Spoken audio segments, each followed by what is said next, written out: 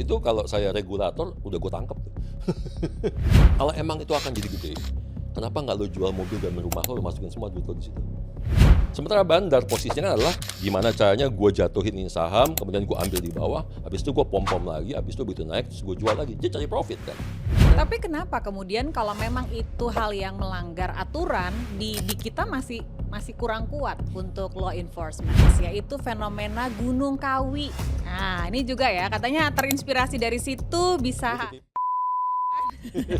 Orang Indonesia lebih suka ditipu sih masalahnya daripada belajar. Orang Indonesia sekarang kan malas baca. Hati-hati kalau begitu.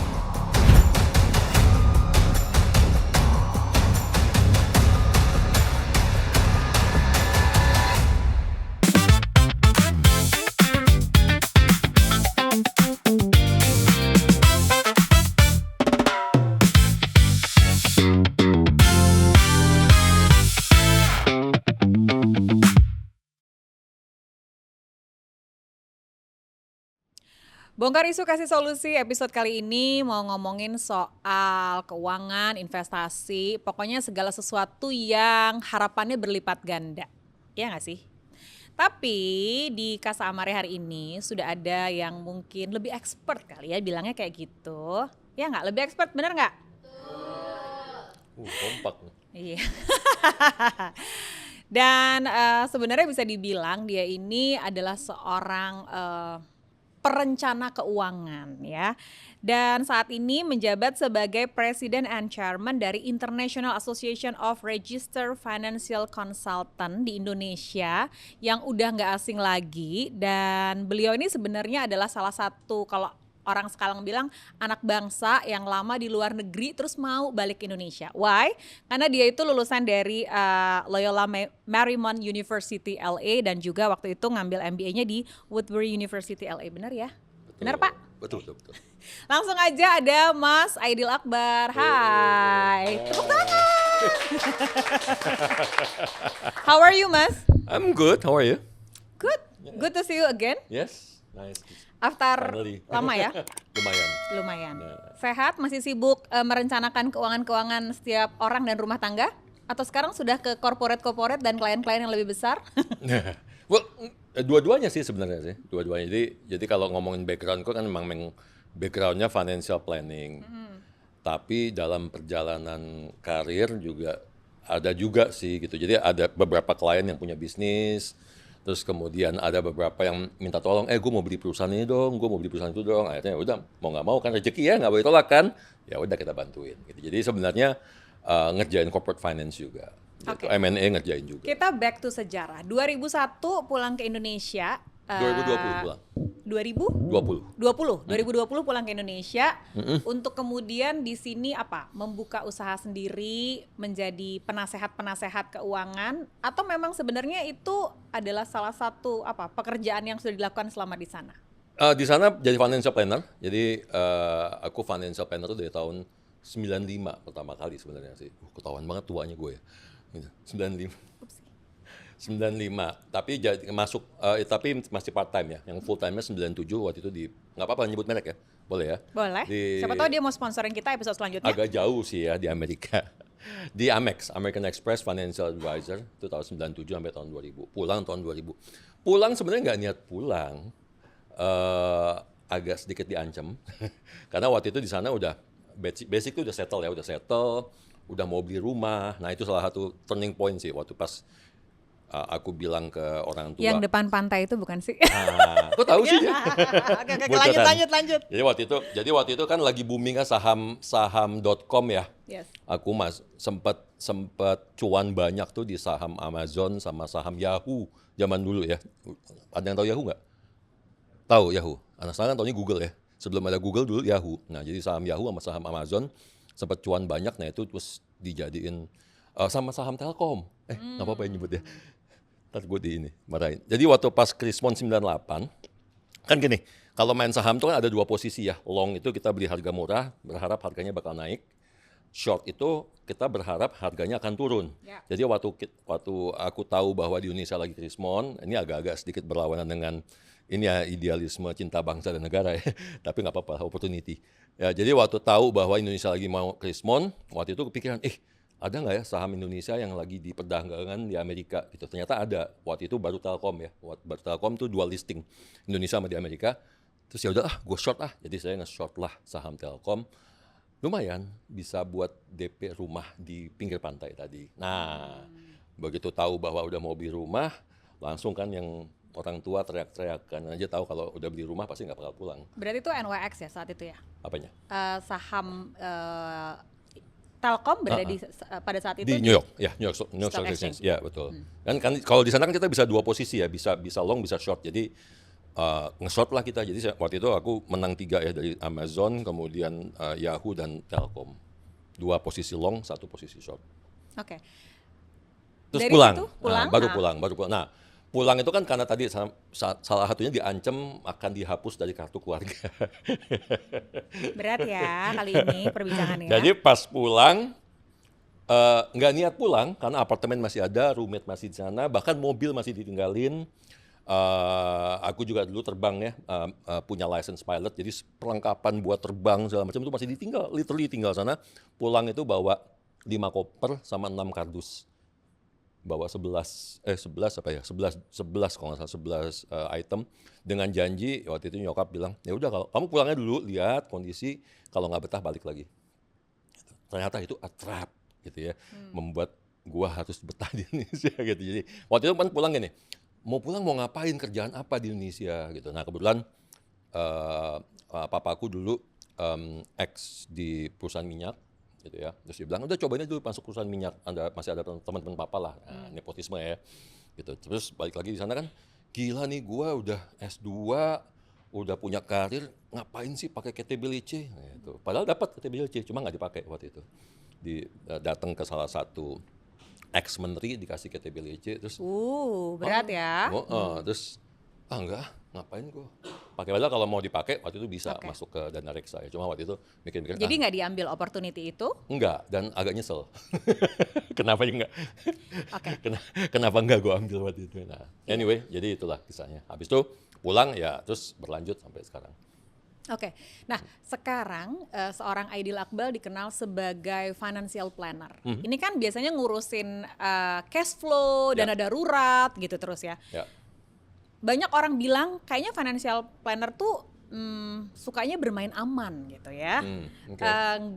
Nggak membuat orang jadi aware sama kejahatan di pasar modal. Aku masuk ke situ. Nah sekarang kan trennya anak muda nih investasi. Menurut Mas Aidil gimana? Jadi gini, di perencanaan keuangan itu pertama kita punya kode etik ya. Terus kedua, kalau kita bicara in public, mau itu televisi, mau itu radio, mau itu podcast segala macam, kita kan nggak tahu nih audience kita level of knowledge-nya mereka seperti apa, kita nggak tahu risk profiling mereka seperti apa. Makanya kenapa financial planner cenderung lebih bicara on the safe side gitu. Jadi mereka lebih konservatif. Karena apa yang keluar dari mulut mereka kan bisa diikuti oleh siapapun. Kan gitu. Ini kan kalau bicara di publik, tapi kalau bicara sama klien?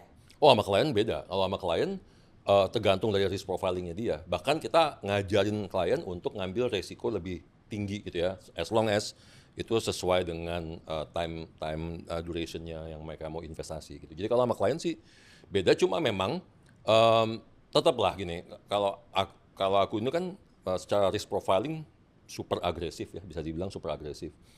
Tapi ketika berhadapan sama klien, aku mesti turunin risk profileku supaya risk profile pribadi ya, supaya aku nggak ngompor-ngomporin klien untuk ngikut risk profileku, karena belum tentu risk profilenya sama mereka gitu. Dan rata-rata mereka itu investor yang udah punya pengalaman atau banyak juga investor pemula? Balik lagi tergantung tahun nih, kita ngomongin tahun berapa. Kalau early 2000 banyak kan memang nggak punya pengalaman, karena early 2000 itu kan masih banyak. Waktu itu aku pulang kan dulu kerja dulu di perusahaan aset manajemen ya, reksadana lah gitu. Kita yang pertama kali waktu itu memploporkan untuk jual reksadana lewat bank. Itu ngomongin reksadana aja susahnya minta ampun. Orang nggak ada ngerti reksadana zaman tahun 2001, 2002, 2003 itu nggak ada ngerti reksadana gitu ya. Taunya karena kenapa? Karena zaman dulu kan kita 40 tahun dicekokin taruh uang di bank. That's it. Orang cuma taunya bank. Ya kan. Kemudian generasi boomer taunya investment, kalau nggak deposito, kemudian properti, Emas juga baru-baru aja tapi emas perhiasan gitu ya. So jadi Sesuatu yang lebih tangible lah ya. tangible dan lebih secure gitu kan. Nah, jadi bicara investment ya investment tuh baru-baru kesini aja gitu loh, baru-baru setelah 2005 lah, setelah reksadana mulai rame ya, 2005, Yap. 2006, nah itu baru gitu. Oke. Nah, kalau lihat sekarang, trennya kan anak muda mulai investasi, ada yang main di ya, reksadana masih, Ya. saham juga masih, terus emas digital sekarang ya, terus ada juga yang paling tren apa? Cryptocurrency. Ya. Nah, itu trennya sekarang gimana sih menurut Mas Aidil? Em, bagus banget ya, compare to 20 years ago, ini sih udah keren banget. Karena saat ini kan informasi ada di mana-mana ya. Orang gampang, cuma masalah tinggal males apa enggak kan gitu aja. Jadi sebenarnya kalau kita mau googling gitu ya, apalagi sekarang udah ada AI, sebenarnya kalau mau bikin bot dari AI aja bisa zaman sekarang. Jadi yang paling penting adalah availability produk. Zaman dulu kan terbatas banget produk tuh. Orang cuma taunya saham, reksadana, that's it. Obligasi hanya untuk orang-orang sebelum adanya ori dan sukuk retail, orang-orang hanya bisa beli lewat reksadana pendapatan tetap. Zaman dulu ya, kita Ya, bicara ya. 2000-an awal lah. Tapi sekarang orang lebih bebas ya, mau Orang trading, bebas, mau ya. ngapa-ngapain. Nah, Orang tapi kan banyak juga nih trading yang aku nggak bilang tanpa edukasi, tapi edukasinya disampaikan oleh para influencer, para KOL gitu. Mari kita badap kiri dulu kalau gitu. Ini semakin seru ini. Gimana kira-kira apakah itu semua investasinya dan di medsos banyak banget gitu loh. Ya. Ya, ini sebenarnya yang apa istilahnya ya, membuat kita financial planner prihatin sih sebenarnya. Prihatin karena kenapa? Karena gini loh. Dalam dunia apapun ya, investment, apapun when you start something, ada yang namanya istilahnya namanya beginner's luck. Ya. Beginner's luck. Ya, tiba-tiba menang, tiba-tiba cuan gitu ya. Nah, beginner's luck ini tidak bisa diduplikasikan ke orang lain. Karena kenapa? Situasinya beda. Waktu dia mulai dulu 3 tahun yang lalu, misalnya kondisi suku bunganya beda, kondisi harga dolarnya beda, kondisi ekonominya beda.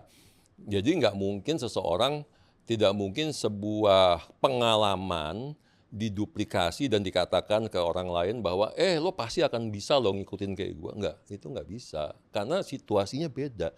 Dan market ini kan sangat-sangat dinamis. Satu komponen beda aja resultnya bisa beda gitu. Nah ini yang makanya kenapa tadi kita bilang bahwa ini sangat memprihatinkan. Karena banyak banget influencer atau finfluencer, sekarang nyebutnya finfluencer ya kan. Financial influencer ya. Financial influencer yang tidak ngerti itu karena mereka awalnya mungkin mereka sharing doang, gue menang loh beli ini terus lama ada yang nanya apa, abis itu ngerasa kayak dewa kan, wah yang gue omongin bener nih semua ngikutin. No, I was in that position before. Jadi waktu dulu masih sering syuting TV itu Kan sekarang masih sering. kalau ada Buktinya kasus ada di Bisik. Oh iya ada di Bisik. Tepuk tangan dong. Berarti akan ada berapa 10 episode lagi sama gue ya. Ingat ya kalau mau belajar keuangan di sini aja. Oke. So, Lanjut, jadi bahaya sih, fame itu kan bahaya ya. Bahayanya maksudnya gini, tadi balik lagi, zaman dulu orang kayak saya untuk bisa dikenal, kan validasi itu berasal biasanya, ini my point of view ya, biasanya validasi itu kan kalau untuk di media atau ke publik, itu validasi berasal dari media mainstream. Betul ya? Media mainstream zaman dulu lah TV, radio, kemudian media cetak. Ya. Nah, sekarang ini dengan media sosial, everybody has their own media. Everybody has their own TV. Right. Ya kan? Dan itu kan platformnya dia sendiri. Jadi dia bebas aja mau ngomong apapun. Nah ini yang bahaya. Karena ketika udah ngomongin masalah investment, itu ada pakem-pakemnya loh. Apa yang boleh diomongin, apa yang nggak boleh diomongin. Ya kan? Kalaupun dia mau sharing pengalaman, dia harus disclaimer, this is my own experience, your experience will be different, bla bla bla bla bla. Itu ada banget. Dan itu kalau di luar negeri dulu waktu di Amerika itu diatur banget ketat gitu. Nggak semua orang bisa. Kayak contohnya ngomong kripto gitu ya. Tahun lalu saya ke Amerika conference. Ketemu nih para financial planner senior-senior yang umurnya di atas saya gitu kan. Mereka nggak berani loh ngomong kripto. Gitu loh. Mereka nggak berani ngomong kripto. Dan mereka juga tidak semudah dan segampang itu untuk ngomongin di media bahwa mereka financial. Nggak segampang itu karena ada aturannya, nggak boleh gitu. Nah ini yang sedang kita usahakan, ya, kita perjuangkan lah ya. Udah ada, ya udah keluar POJK-nya, POJK nomor 6 tahun 2026. Itu hasil usaha kita dari tahun 2020 ketika ada selebriti yang ngepom-pom saham gitu ya. Nah, pom-pom itu di dalam dunia investment saham itu biasa gitu. Sekarang sama dulu tuh kondisinya beda. Zaman dulu tuh apa ya ngomong, ini agak rahasia nggak apa-apa ya. Udah terlanjur di sini, jadi Udah tidak ada yang terlanjur rahasia sepertinya. Ya, contoh ya zaman dulu ngomongin bandar, ya. I was one of them, gitu ya. Ekosistem lah ya, kita barengan rame-rame. Ya. Tapi zaman dulu kita nggak boleh ngomong atau declare bahwa kita bandar. Kenapa? Itu illegal man, itu pelanggar undang-undang pasar modal. Oke. Sekarang ada orang-orang yang dengan bangganya bilang, gue yang ngebandarin lo. Come on gitu loh. Lo bandar itu lo bisa ditangkap men. Kalau di luar negeri lo bandar itu bisa ditangkap gitu loh. Berarti itu ilegal. Ilegal. Kemudian mereka memperhalus, kami bukan bandar, kami market maker. It's totally different antara bandar sama market maker. Bandar itu lo cari profit, market maker itu lo memastikan ketika ada orang mau beli, ada yang jual. Ketika ada orang yang jual, ada yang beli. Itu market maker. Posisinya dia akan ada posisi di mana dia akan ngambil salah satu posisi lawan dari pasar. Sementara bandar posisinya kan adalah gimana caranya gue jatuhin ini saham, kemudian gue ambil di bawah, habis itu gue pom-pom lagi, habis itu begitu naik, terus gue jual lagi. Dia cari profit kan. Bukan menstabiliskan posisi pasar. It's two different thing. Nah ini yang sekarang rame gitu. Orang ngaku-ngaku, oh enggak kita bukan bandar. Akhirnya setelah gue singgung-singgung, setelah saya singgung-singgung di sosial media, akhirnya barulah pada cooling down, terus kita market maker kok. Tapi kan sekarang ya Mas Aidil banyak sekali pemain saham pemula yang sebenarnya haus ilmu nih. Dan merasa bahwa si para finfluencer ini lebih bisa membagikan ilmu, ngasih tips gitu dibandingkan ya sorry, kalau saya harus membayar Aidil Akbar berapa nih gitu loh. Gini, kan bisa belajar ya. Di Bursa Efek itu ada namanya sekolah pasar modal dan itu gratis. Ya itu gratis, kalau nggak salah hampir tiap sebulan sekali pas sebulan 2 kali. Nanti ngobrol aja sama Pak Jeffrey, dirutnya Pak Bursa Efek sekarang. Dan itu masih ada sampai sekarang gitu ya. Sekolah pasar modal meskipun itu nanti disponsori juga oleh beberapa perusahaan sekuritas gitu ya. Nah dimulai dari basic itu dulu. Yang dicari kan gini, permasalahannya adalah kan Anda mau invest atau Anda mau trading. Itu aja mesti diluruskan dulu. Banyak orang trader tapi ngaku-ngaku investor. Mindsetnya udah beda. Trader, investor. Investor adalah long term. Trader adalah pedagang. Lo jual, lo beli harga murah, jual harga tinggi. Yang sekarang banyak dan memang kebanyakan di bursa itu adalah trader, bukan investor. Ada beberapa lagi yang lain yang memang invest, nyimpan buat jangka panjang. Ya kan? Nah, tapi majority yang masuk sekarang baik di saham maupun di kripto, terutama Gen Z atau Gen Z, itu adalah trader yang memang cari cuan cepat. Gitu. Nah inilah yang gampang sekali kena FOMO, gampang sekali kena ya itulah permainan-permainan itu. Oke. Ada satu fenomena ya di medsos nih balik lagi, misalnya orang muda ya, kemudian flexing bahwa tinggal di tempat yang sangat layak, kemudian dengan luxury car dan sebagainya begitu. Nah banyak juga yang lihat bahwa wah ternyata gandain uang secepat itu ya, segampang itu ya gitu. Menurut Mas Aidil itu salah nggak sih atau mungkin literasi kita yang kurang? Ya gini, fenomena flexing ini saya udah ngalamin dari tahun 90-an. Waktu itu yang flexing, mohon maaf ya, tapi ini saya ngasih tahu yang ngacoknya dulu ya. Waktu itu yang flexing itu adalah teman-teman yang di MLM. Oh. Ya, jadi meskipun tidak semua MLM jelek ya, banyak juga MLM yang bagus dan sukses gitu. Jadi ada orang-orang yang tidak bertanggung jawab, nunjukin bahwa gue sukses loh. Dia parkirlah Ferrari depan hotelnya pada saat bikin acara. Ini kejadian benar. Dan saya salah satu yang ikutan juga waktu itu, pengen belajar, pengen tahu. Waktu zaman di Amerika dulu tuh, kita yang salah satu kos paling mahal tuh kalau ke Indonesia kan nelpon ya. Zaman dulu kan belum ada WhatsApp call, enak banget zaman sekarang ya. Zaman dulu saya ngabisin $2.000 per bulan hanya buat nelpon ke Jakarta. Gitu ya, supaya nggak habis $2.000, pakailah inilah kartu yang ditawarin ini. Nah, mereka jual sistem MLM. Jadi cara supaya orang tertarik apa dan sebagainya kan harus melihat suatu sosok yang sukses. Nah, sukses itu kan dipersif lalu digambarkan dengan apa ya tadi, mobil mewah, ya kan, pakaian mewah, apalah pokoknya dipakai semua flexing. Nah, rumus itu masih berlaku sampai sekarang, apalagi di kalangan anak itu muda. Yang skema Ponzi? waktu itu Termasuk yang skema dipakai. Ponzi juga, termasuk skema Ponzi juga. Masih sampai sekarang? Banyak kalau mau ngomong skema Ponzi itu masih ada di masyarakat sih, masih banyak banget skema Ponzi gitu. Cuma cuma tapi tinggal levelnya aja ya. Ada yang levelnya cuma masih ke daerahan atau perkotaan. Ada yang nanti makin lama makin gede akhirnya jadi levelnya provinsi, akhirnya levelnya jadi nasional. Kalau Ponzi di masyarakat bawah sih banyak sebenarnya gitu skema ya, berkedok macam-macam kedoknya, ada yang kedoknya arisan lah, ada yang kedoknya investasi buat apa macam-macam lah, buat Ya. lebaran lah, dan macam-macam bentuknya ya. Nah jadi kayak gitu itu masih ada. Nah balik lagi tadi ke masalah flexing, ya tinggal kita harus mengedukasi gitu bahwa em, belum tentu itu mobil dia loh gitu ya, bisa jadi mobil pinjaman, apalagi zaman sekarang ya gitu. Gampang banget itu mau sewa mobil, mau sewa apa namanya, Atau mobil endorsement? atau mobil endorsement bisa juga ya kan ya, balik lagi. Nah jadi kayak gitu-gitu, jadi kita juga mesti tahu dan mesti bisa jaga. Coba balik lagi kan yang dituju ini kan Gen Z ya, Ya. di mana mereka sedang dalam, ya kita pernah juga di posisi mereka lagi cari ini siapa sih yang bakal jadi idola gue gitu kan. Nah si A nih atau si B nih, nah ini ya A atau B inilah yang kemudian memanfaatkan itu dengan cara flexing supaya orang percaya dan ikutin apa kata-kata dia. Ada beberapa kasus, aku nggak sebut nama ya, Ya. tapi I misalnya atau BVN gitu, yang kemudian akhirnya tadinya menjadi sosok apa?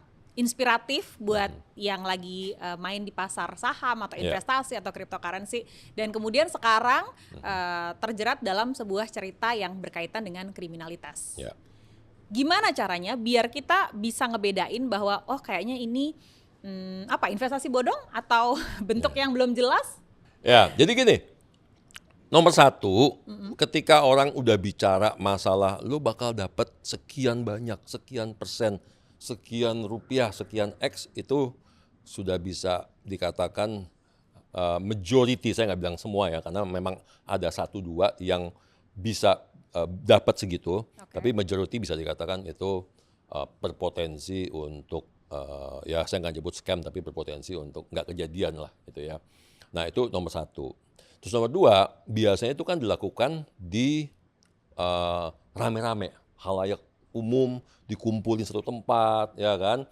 Jadi FOMO-nya diciptakan di ruangan itu. Kadang-kadang bahkan mungkin beberapa yang saya tahu emang disengaja disetting gitu loh. Oh yang sini mau masuk, oh nah, akhirnya pada ikutan lah, ya kan. Kita pemain juga dulu zaman 20 tahun yang lalu. Tapi untuk makanya tahu ya. Makanya tahu, tapi untuk produk yang benar. Gitu ya, zaman dulu untuk mengencourage orang masuk, tapi yang kita tawarkan adalah produk yang benar. Waktu itu masih ngomongin reksadana sama asuransi ya. Nah, tapi yang kayak gini sekarang kayak gitu. Terus kemudian menawarkan return sekian X misalnya, ya kan, multi bagger lah, apalah segala macam. Nah, itu kan pertanyaan simpel gini. Kalau emang itu akan jadi gede, kenapa nggak lo jual mobil dan rumah lo masukin semua duit lo di situ? Simpel kan? So kalau ada orang nawarin saya gitu ya, Pak, invest ini bagus Pak, Bapak dalam waktu 6 bulan uang Bapak naik 3 kali lipat. Pertanyaan saya balik adalah, duit lo ada berapa banyak yang masuk di situ? Ya. Sesimpel Itu paling itu. gampang ya. Itu paling gampang. Kita butuh proof, butuh bukti. Exactly gitu. Kalau memang ini bisnis atau ini investment sedemikian profitable-nya, kenapa lo nawar-nawarin orang? Kenapa nggak lo invest sendiri? Tapi kan modal saya cuma dikit Pak. Iya nggak apa-apa modal dikit kan, katanya lo 6 bulan 3 bulan udah naik 4 kali lipat. Coba gue pengen lihat 3 bulan. Diem nggak tuh orang? Oke. Iya kan? Kayak Paling gitu. gampang di situ ya sebenarnya Paling ngebedain. gampang di situ. Jadi return. Kemudian balik lagi kalau misalnya dia produk-produk yang memang, kan Indonesia ini ada pengatur, ada pengawasnya ya. Kita ada punya Bank Indonesia, kita punya OJK, ya kan, ada Bapepti, ada Kementerian Koperasi gitu. Nah, lihat lagi produk yang dia bicarakan ini produk yang diatur nggak, diregulasi nggak, ya kan? Dua logis, legal dan logis. Nah itu kan, kalau OJK ngomongnya 2L gitu ya, bukan lo lagi ya. Legal dan logis, secara legalitas ada apa enggak, secara logik masuk di akal enggak returnnya seperti itu gitu. Oke. Aku masuk ke salah satu fenomena yang juga lagi in nih diomongin di medsos, yaitu fenomena Gunung Kawi. Nah ini juga ya, katanya terinspirasi dari situ bisa Ini titipan tergandakan. Atau temennya deh gitu, fenomena cuci-cuci nih. Money laundering. Nah, boleh dong kasih pengertian ya. Sebenarnya apakah mungkin nih kalau besok kita tracking ke sana pulang bisa 100 kali lipat atau gimana gitu? No, di sini kita mau disclaimer kalau sebenarnya nggak ada yang salah ya dengan cerita Gunung Kawi, tapi gimana sih caranya supaya kita lebih bijak gitu, Mas? Nah, ini kan dunia astral ya. Dunia yang nggak bisa dihitung dan nggak bisa diukur, dan bener apa nggak kita nggak tahu gitu ya. Tapi memang gini, dalam agama. Tapi ada yang nanya nggak? Sorry, nih ada yang pernah nanya langsung nggak gitu, tanya Mas Aidil nih ada cerita ini nih. Kayaknya yang pertama di sini deh. Oke. Tapi gini, kan goib ya. Nah, dan dalam agama apapun, termasuk agama yang saya percaya, itu goib itu ada, ya kan. Tapi apakah memang sesakti itu bisa melipat gandakan? Itu kan pertanyaannya kan. Dan apakah benar gitu kan? Ya nggak ada yang tahu kecuali dicoba kan gitu. Dan kalau mau coba ya nggak harus jual rumah juga gitu kan. Kalau emang dia bakal naik 1000% atau 10.000%, ya kasih aja berapa sih 100 perak gitu. Gue pengen lihat benar apa enggak gitu ya. Kalau memang benar seperti itu ya. Jadi saya nggak bisa bilang bahwa, karena gini, banyak orang yang percaya dan memang astral itu memang ada gitu ya. Dibilang nggak ada nggak mungkin juga gitu ya. Nah, banyak cita-cita tentang hal seperti itu. Tapi kan apakah kegoiban-goiban itu kemudian bisa menghasilkan cuan? Ya nggak tahu. Yang cuan sih pasti yang jual cita goibnya sih. Ya kan, yang jual. Kalau misalnya di sana, aku nggak pernah ke Gunung Kawi, jadi nggak tahu situasi seperti apa. Misalnya Sama, ada kuburan. Oh sama ya. Baru mau dipancing. Gantian ya. Makanya kita nanya dulu apakah ada bukti yang lain gitu, jadi bisa Ya. ikutan gitu ya. Makanya belum pernah sih, belum pernah, dan pernah ada klien yang ke sana sih. Jadi nggak bisa dijadikan use case dan contoh. Kalau ada, pengen juga belajar. Soalnya kan kita nih masyarakat bisa dibilang latahan gitu ya. Jadi Ya. kalau ada yang ke kiri gitu. Nah, Ya. sambil meluruskan itu. Nah, bagaimana dengan yang fenomena tadi cuci-cuci? Sekarang kan lagi ini cuci-cuci, kemudian apa bahasanya? Saham gorengan? Ya, benar ya, saham gorengan itu. Nah, istilah-istilah ini sering banget. Ya. Teman-teman Gen Z ini banyak yang nge-DM nih waktu pas aku mau mengundang Mas Aidil Akbar gitu. Itu gimana sih ceritanya gitu? Gimana meluruskan hal-hal itu? Oke. Cuci sama goreng dua hal yang berbeda ya. Persis. Kalau goreng, nah goreng itu kan istilah di Indonesia. Kalau di Amerika itu nggak ada istilah goreng frying, stok nggak ada ya. Kalau di Amerika tuh kita nyebutnya adalah, ingat nggak zaman dulu di TV itu ada tape Ya, yang di bawah. Running jalan. text. Running text, terus ada tulisannya saham ini nilainya berapa, saham ini nilainya berapa, kan running tuh ya, ada kan? Itu kita nyebutnya tape ya, tape pita. Nah, jadi di Amerika itu ada istilahnya namanya painting the tape. Painting the tape itu adalah cara orang memanipulasi harga saham sehingga kelihatannya dia akan naik terus, sehingga membuat masyarakat yang ngelihat itu, wah sahamnya naik, yuk kita beli, borong. Itu di Indonesia disebut dengan goreng menggoreng, gitu ya, goreng menggoreng. Nah jadi di Indonesia ini sebenarnya gini, di Indonesia tuh goreng menggoreng tuh fenomenanya udah lama sebenarnya, udah ada mungkin dari tahun 90-an kali ya. Waktu aku pulang tahun 2000 itu udah ada gitu ya. Cuma yang membedakan adalah, balik lagi, zaman dulu itu kami ya, ini edisi angkatan saya, kami itu lebih beradab gitu loh istilahnya ya. Artinya kan zaman dulu kan retail nggak sebanyak sekarang. Jadi kalaupun, dan zaman dulu yang di tanda kutip dikerjain nih istilahnya, adalah orang-orang yang kalau mau invest ke saham kan zaman dulu harus pakai broker. Ya. Mereka punya namanya investment gallery. Oke. Ada minimal beli lagi Ada ya, minimal satu beli lot lagi, begitu satu ya. lot. Kemudian waktu itu minimal opening account masih berapa? 25 juta. Bahkan zaman dulu, zaman awal tahun 2000-an masih 100 juta. Gitu kan ya. Banyak banget pagar-pagar batasannya. Ya. Gitu. Jadi kalau istilahnya mau digoreng atau mau dikerjain ini si investor baru, yang bisa dikerjain hanya orang yang ada di galeri itu. Dan itu memang dikerjakan rame-rame sama pemain-pemain di situ lah gitu ya. Jadi korbannya ya bisa dihitung, satu galeri isinya 20 orang, ya cuma 20 orang doang korbannya gitu ya. Nah sekarang kan beda kondisinya. Ya, kondisinya sekarang adalah trading bisa pakai aplikasi, bisa dari rumah. Buka akun berapa sekarang? Nggak tahu, 1 juta udah bisa buka akun, 500.000 udah bisa buka akun. Yang apa, punya 10 juta? aplikasi? 10 juta ya kan. Tapi ada juga yang 1 juta bisa buka account ya kan. Terus informasi available di mana-mana, bisa tadi melalui influencer, melalui siapapun lah, orang yang ngaku-ngaku menang main saham ya kan. Nah itu gampang banget dibikin FOMO, gampang banget digoreng gitu loh. Itu sangat gampang gitu ya. Nah, Dan itu berbahaya. berbahaya terutama balik lagi. Jadi kan ada orang yang gini loh, ketika suatu institusi atau seorang atau suatu bandar menggoreng dengan niatannya apa sih? Goreng itu kan biar cuan kan. Cuan, ketika harga naik dia bisa buang itu saham, kemudian ada orang yang beli. Nah, orang yang beli ini kan yang akan kejebak kan pada akhirnya kan. Berarti memakan korban kan gitu. Jadi kalau bicara masalah bahaya apa enggak, bahaya. Masalah etikal enggak beretika gitu. Nah, itu makanya kenapa kalau di luar negeri, di Amerika, painting the tapes itu masuk jatuhnya bagian dari kriminal pasar modal. Oke. Dan bisa dipenjara. Oke, tapi kalau di Indonesia ketika ada hal-hal seperti ini kan dibilang ini menjerumuskan pada jalan yang salah gitu ya. Iya.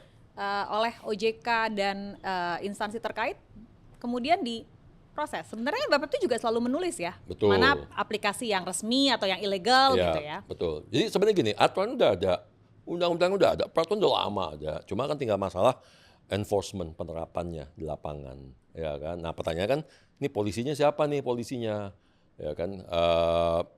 Apakah bursa efek bisa jadi polisi? Setahu saya sampai dengan tahun 2015-an lah, itu relatively masih sangat-sangat sangat-sangat nggak bisa dibilang ketat, tapi paling nggak ada yang jagain lah, gitu ya. Cuma 10 tahun terakhir sih saya ngelihatnya agak udah lost gitu ya. Karena kenapa? Fenomenanya tadi, banyak orang tanpa takut ngaku kalau dia bandar, tanpa takut ngaku kalau dia habis goreng saham gitu. Itu kalau saya regulator udah gue tangkep tuh. Gue tangkep seriusan gitu ya. Karena udah ada aturannya. Tapi kenapa kemudian kalau memang itu hal yang melanggar aturan di kita masih kurang kuat untuk law enforcement? Karena Gimana gini. sih salahnya? Karena gini, Salah siapa deh paling gampang pertanyaannya? susah ya kalau poin. Saya nggak akan ngomong salah siapa. Karena gini, bursa kita tuh kan kecil ya, size wise. Artinya, maksudnya orang dengan punya uang besar aja, contohnya saham tadi ya, mau goreng saham ya. Goreng saham aja, apalagi dengan kemarin banyak saham-saham yang kapitalisasinya kecil ya, yang udah IPO dengan di bawah 100 miliar lah, saya bilang di bawah 100 miliar. Itu kan sebenarnya saya modal 5 miliar doang, saya bisa goreng tuh saham. Modal 3 miliar, modal 5 miliar saya ngumpulin 5 teman, 1 M, bisa nggak goreng saham? Bisa banget gitu loh. Zaman dulu, zaman saya waktu masih aktif di bursa, itu kita kalau mau goreng saham, itu modalnya bisa 50 M, 100 M. Karena kapitalisasinya besar, si emitennya. Iya kan? Nah sekarang menjadi gampang karena banyak saham-saham juga yang go public dengan size yang kecil. Itu yang baru mau aku tanyain. Apakah ini karena persyaratan untuk IPO sekarang menjadi lebih mudah? Nggak juga? Enggak juga, tapi salah satunya bisa, ya balik lagi ya. Kalau dibilang orang Indonesia terlalu kreatif atau terlalu kriminal, ya mungkin otak-otaknya ada di situ gitu ya. Itu satu. Terus kedua, apa namanya? Ya kan balik lagi disupport dengan Gen Z yang gampang sekali dibuat FOMO, ya kan, gampang sekali dipengaruhi untuk ikutan, dan tradingnya juga gampang karena ada aplikasi dan lain sebagainya. Itu membuat sangat mudah menggerakkan market untuk ikut beli atau ikut jual. Oke. Sejauh ini masih pegang klien-klien yang personal? Klien paling muda umur berapa? Nggak pegang klien langsung, tapi masih melalui beberapa aku pegang hanya klien yang high net worth. Angkanya nominalnya udah tinggi gitu ya? Ya, ultra high net worth ya, ultra high net worth ya, betul. Paling muda sekarang umur 23 tahun, ya. Wow. 23 tahun, perintis bukan pewaris. Itu penting ya, perintis bukan pewaris. Dengan Dengan nilainya berapa, 0 gitu aja deh? nilainya banyak banget, triliunan lah. Wow. Ya. Itu mulai dari umur berapa tuh 23 tahun punya Mulai dari belasan. Tapi masuknya di kripto ya, bukan di saham. Oh, Masuknya di kripto. oke. Dan itu sangat mungkin karena Apakah kripto lebih menjanjikan? Next question-nya adalah itu. menjanjikan secara potensi kenaikannya besar, yes, tapi kan resikonya mengikuti pasti, gitu ya. mengikuti pasti. Dan orang-orang yang sudah mulai 5-10 tahun yang lalu punya benefit advantage bahwa mereka masuk earlier kan. Nah, itu salah satu hal yang juga, dan salah satu hal juga yang membuat saya juga kemudian sejak tahun 2018 shifting ke kripto. Gitu. Dulu kan pasar modal saham obligasi reksadana sampai 2015 saya jual semua portfolio saham saya, tadi nggak percaya mbaknya ya. Terus reksadana saya jual tinggal sisain dikit, kemudian I'm full in kripto. Gitu. Dan kemudian juga sekarang salah satu kerjaan saya juga di kripto kebetulan. Pertanyaan paling awam nih yang ditanya ya. Sekarang naruh duit paling aman di mana selain di bawah bantal? Emas 74 kilo, nggak bukan ya. Bahaya. Ini Mas Aidil memulai dengan kata-kata itu. Tapi jurang itu. Yang aman ya. Iya. Aman artinya apa? Nggak turun, nggak rugi, nggak hilang. Kan prinsip ekonomi itu adalah memperbanyak aset, mengulangi liabilities. Masih nggak sih kayak gitu? Masih, pasti. Nah, gimana tuh hal ini dikaitkan dengan sekarang misalnya Gen Z atau siapapun lah mau mulai menaruh uang di mana nih yang paling benar? Di investasi takut bodong. Ya. Di koin ngerti belum, ya kan? Ya. Takut-takut kejebak, dan ada yang udah kejebak. Banyak, ya kan? banyak. Balik lagi gini kan, wah ini mesti konservatif nih ngomong ini, bahaya soalnya. Siapa tahu besok ada yang momen sponsori dari Disclaimer dulu ya, gitu. This is not financial advice, ya.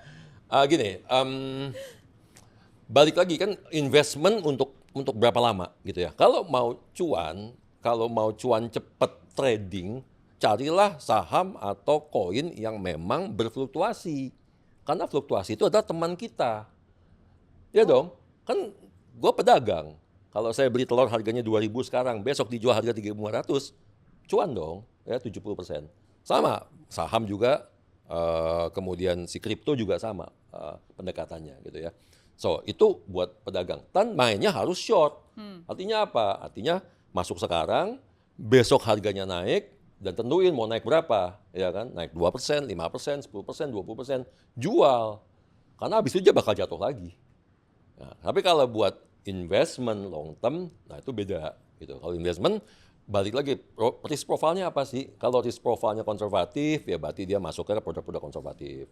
Ya kan, tabungan deposito pastilah ya, itu harus ada minimal 5-10%, emas ya, emas fisik, kemudian obligasi dan sebagainya. Ya kan. Saham juga kalau konservatif berarti masuk saham-saham yang blue chip gitu kan.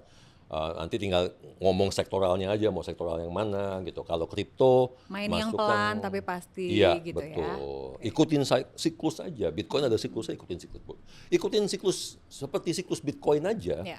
Itu orang masih bisa berharap return antara 100% sampai 300% per 3 tahun. Wow. Ikutin siklus aja ya gitu. Tapi ini balik lagi disclaimer, this is not financial advice, past performance ganti future performance ya kan. Gue mesti kasih disclaimer dulu, bahaya ini. Terus sedikit nih ngomongin karena kan emas lagi itu fluktuasi sekali ya sekarang ya kalau bisa dibilang. Padahal dulu termasuk salah satu safe haven lah. Nah, gimana nih dengan fenomena emas tanpa menghubungkan dengan emas yang 74 itu ya? Oh iya, betul. Katanya Kan palsu. itu Nggak apa-apa dong kalau itu. Iya, nggak apa-apa. Yang penting Monas masih berdiri dengan tegak, itu yang paling masih penting. ada kubah emas. Masih di Cinere. ada. Ya. Jadi gimana nih? Kalau ngomongin emas, apakah main di... Kalau aku emas, sejujurnya saya masih pegang emas dan saya masih pegang emas fisik. Saya agak old fashion ya. Dan saya salah satu orang yang pertama tahun 2003, ingat banget, selalu merekomendasikan semua orang untuk beli emas ketika waktu itu masih belum banyak emas batangan dijual. Silakan cek Google ya, gua punya archive tahun-tahun segituan. Waktu itu emas harganya masih 180.000 loh segram loh. Ya kan? Nah, emas itu kalau dibilang bahwa banyak orang bilang ini safe haven, banyak orang bilang bahwa emas tuh nggak naik, emas itu cuma nahan inflasi. Yes and no. Karena kenapa? Karena gini, di Indonesia itu emas itu dipengaruhi dua hal, ya. Emas itu di Indonesia dipengaruhi dua hal. Satu adalah harga emas dunia, dua adalah nilai tukar dolar terhadap rupiah. Jadi mau emas sejatuh kayak apapun, selama rupiahnya melemah terus, kencang nih ngomongnya. Rupiahnya melemah terus, maka emasnya akan selalu naik.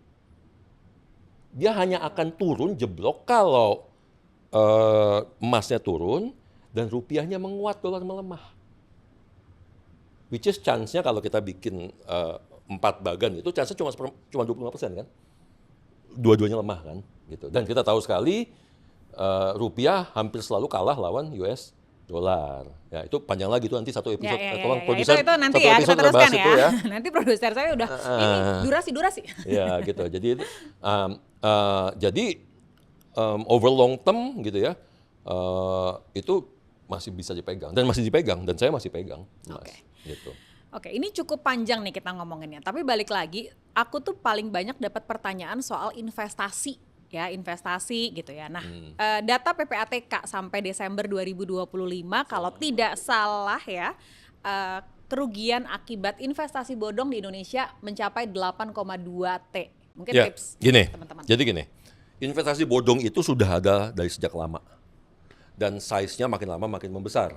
Ya kan? Saya ingat banget tahun 2000-an saya pulang, 2000 awal, itu dulu ada investasi namanya QSAR. Pernah dengar nggak? Nggak tahu ya, yang Gen Z nggak tahu. Ya, nanti Termasuk Gen Z nggak tahu. Gimana? ya, kita sesama Gen Z. Ya, QSAR. Jadi waktu itu, dan balik lagi nih, investasi bodong itu ada dua hal. Ada yang memang didesain untuk bodong dan nipu orang. Ada yang sebenarnya dia investasi benar, tapi salah kelola atau terlalu banyak menerima dana masuk, terus kemudian jadi rakus, jadi serakah, nggak bisa ngolah, akhirnya jadi berantakan. Jadi ini mesti dipisahin dulu. Ya, banyak investment yang awalnya benar dan bagus, tapi karena orangnya ini kemudian ya gini loh. Greedy? Greedy ya. Gini, saya kan dulu fund manager. Saya pernah jadi fund manager loh, gini-gini loh. Tentu, saya tahu dari situ. Nah, oh iya. Tahu nama Aidil Akbar ya, dulu masih ngefans banget loh, kita pengen bertanya gitu ya dengan teman-teman yang lain ya. Dulu ada Mbak Litwina ya kan, hai Mbak gitu, dan lain-lain juga kawan-kawan Mas Aidil. Aku fund manager tahun berapa ya? 2003 sampai 2008. Waktu itu kita kelola dana 1 triliun. Nah, karena kita fund manager kan berarti pakai skema reksadana ya. Ini saya cuma mau ngambil contoh, kasih contoh. Seseorang yang masih umur 30s lah waktu itu ya, masih 30-an, tiba-tiba dapat dana kelolaan 1 triliun. Itu kira-kira bisa hilaf nggak ya? Sangat bisa hilaf. Untungnya mekanismenya reksadana, di mana uang nggak kita pegang, tapi masuk di custody. Ini sangat manusiawi, semua manusia tiba-tiba digelontorin duit 1 miliar, 10 miliar, 100 miliar. Saya yakin 95% hilaf. Hilaf pasti. Gitu loh. Makanya harus ada mekanisme, ini uang nggak boleh lo yang pegang, harus tempat lain yang pegang. Gitu. Nah, jadi balik lagi tadi, ya kan? Yang namanya investasi bodong tuh lihat dulu, apakah ini investasi benar kemudian jadi berantakan gara-gara duitnya kebanyakan, atau memang dari awal didesain buat nipu. Gitu, ya. Nah, jadi kayak contoh dari QSAR. QSAR itu awalnya benar, karena kenapa? Karena dia dulu ngelola ini kebun, jualan cabai, bawang segala macam, dijual per kapling-kapling di Bogor. Nah, kemudian orang untung, namanya jual bawang sama cabai, untung lah ya, gitu kan, itu kan kebutuhan sehari-hari ya, kebutuhan pokok. Lama-lama banyak orang masuk. Nah, salahnya dia aja nggak nyetop. Kaplingnya cuma 10, dia jual 200. Akibatnya apa yang terjadi? Muncullah skema Ponzi. Iya kan? Karena kenapa? Karena dia mesti muterin lagi dong. Nah, itu salah satu contohnya. Jadi, investasi bodong akan selalu ada. Ya, dan akan selalu ada orang yang ketipu kalau dia tidak pernah mau belajar. Balik lagi gitu. Orang Indonesia lebih suka ditipu sih masalahnya daripada belajar. Orang Indonesia ini sekarang kan malas baca. Hati-hati kalau begitu ya. Jadi memang datangnya karena ada kesempatan ya sebenarnya. Ada kesempatan, plus juga dibarengi dengan culture-nya kita yang males nyari tahu, males baca, pengennya enaknya aja, apalagi diiming-imingi dengan mobil bagus, pengen kaya cepet, masih muda, pengen punya miliaran, bro, gitu. Gue bisa punya miliar itu di umur berapa, gitu kan? Dan itu harus prosesnya panjang gitu. Dari mulai kerja sampai nyentuh 1 miliar pertama tuh butuh waktu berapa? Nah, emang zaman sekarang lebih cepat ya. Kalau zaman saya nyentuh 1 miliar pertama tuh butuh waktu mungkin sekitar 10-12 tahun gitu. Sekarang mungkin orang 3 tahun udah bisa dapat 1 miliar pertama. Gitu. Tapi kan itu yang kemudian dijual gitu. Oh, gue masih muda, gue umur 24 tahun, gue umur 27 tahun, gue udah punya 10 miliar, 20 miliar. Padahal sebenarnya nggak. Nah tadi balik lagi itu bisa. Realnya tuh Realnya tidak belum tentu, seperti iya itu kan? ya. Itu bisa jadi karena tadi beginner's luck, ya kan? Right man at the right time at the right place, gitu ya. Yang kayak gitu-gitu kan belum tentu bisa diduplikasi ke semua orang. Oke. Kalau dilihat indeks ekonomi, amunisi cadangan kita harusnya apa sih? Indeks ekonomi. Iya, dalam investasi tentunya. Kalau saya sih ngelihatnya sekarang kita survival mode ya. Nih beli kopi masih sering nih tiap hari nih. Survival mode, ya. Artinya gini, nggak apa-apa lah beli kopi kan memutar ekonomi ya. Oh ya. Memutar ekonomi, nggak apa-apa. Kalau yang pinggir-pinggir jalan itu ada yang jual, beli, nggak masalah. Ya. Cuma maksudnya gini, ini kan kondisi unpredictable ya, baik nasional maupun global. Jadi seyogianya kalau kita, apalagi udah seumur-umuran kita ya, gitu, itu lebih tone down, lebih konservatif. Kalau mau take opportunity boleh, ya masuklah ke tadi yang memang sekarang lagi jatuh, kan mumpung lagi jatuh nih, ya kan, cari yang memang masih ada potensi 3 tahun lagi, 5 tahun lagi comeback, masuk nggak masalah, gitu ya. Terus kalau misalnya, kalau kayak saya pribadi, saya sekarang pegang banyak di cash equivalent. Oh. Ya, Oke. cash equivalent meanings tadi emas, kripto, kemudian currency, ya pegang di currency gitu. Buat apa ya? Buat nunggu opportunity sampai nunggu bottomnya aja. Kalau udah ketemu bottom baru saya cari opportunity yang pas buat masuk untuk the next 3 to 5 years misalnya. Oke, itu tipsnya. Intinya bergurulah pada yang benar gitu ya. Bergurulah pada yang benar, nanya Jangan pada, ikutin FOMO-FOMOan ya. jangan ikutin FOMO-FOMOan. Oke. Mas Aidil kayaknya terima kasih banget udah mampir di Bisik. Mudah-mudahan ini menjadi solusi bagi semua orang yang Siap. sedang dalam survival mode gitu Ya. ya. Nanti ditunggu pelajaran-pelajaran selanjutnya dan kursus-kursus ekonomi lainnya gitu. Siap. Dan sampai ketemu lagi, sukses terus. Oke, thank you. Dan hari ini kalau kita bercerita, ukuran kaya itu sebenarnya bukan seberapa banyak yang bisa dipamerkan, tapi seberapa lama kita bisa bertahan ketika hidup sedang tidak baik-baik saja. Saya Rizky Rustarto, kita ketemu di Bisik selanjutnya. Sampai jumpa.